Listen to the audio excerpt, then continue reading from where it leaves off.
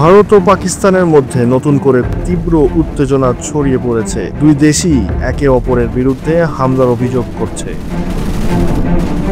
ভারতের সেনাবাহিনী দাবি করেছে জম্মু ও উধমপুর, যা ভারতের নিয়ন্ত্রিত কাশ্মীরে অবস্থিত, এবং পাঞ্জাবের পাঠানকোটে অবস্থিত তাদের সামরিক ঘাঁটিতে ড্রোন ও ক্ষেপণাস্ত্র হামলা হয়েছে। তবে কোনো প্রাণহানির খবর এখন পর্যন্ত পাওয়া যায়নি।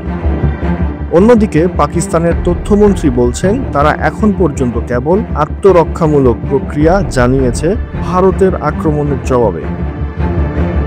পাকিস্তানের সেনাবাহিনী জানিয়েছে বৃহস্পতিবার ভারত থেকে পাঠানো হামলাকারী ড্রোনে তাদের দেশে অন্তত 2 বেসামরিক নাগরিক নিহত হয়েছেন। বুধবার থেকে শুরু হওয়া এই সংঘর্ষে এখন পর্যন্ত অন্তত 48 জন নিহত হয়েছেন। তাদের মধ্যে 32 জনই পাকিস্তানের নাগরিক। ভারতের দাবি তারা সন্ত্রাসী ঘাঁটি লক্ষ্য করে ক্ষেপণাস্ত্র হামলা চালিয়েছে।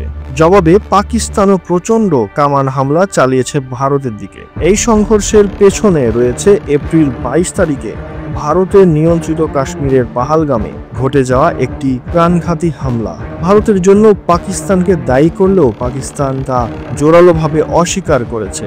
নতুন করে যুদ্ধাবস্থা তৈরি হতে পারে কি, নজর রাখতে চোখ রাখুন খবর সংযোগের ইউটিউব এবং ফেসবুক চ্যানেলে। শেখ সামিন ইয়াসার, খবর সংযোগ।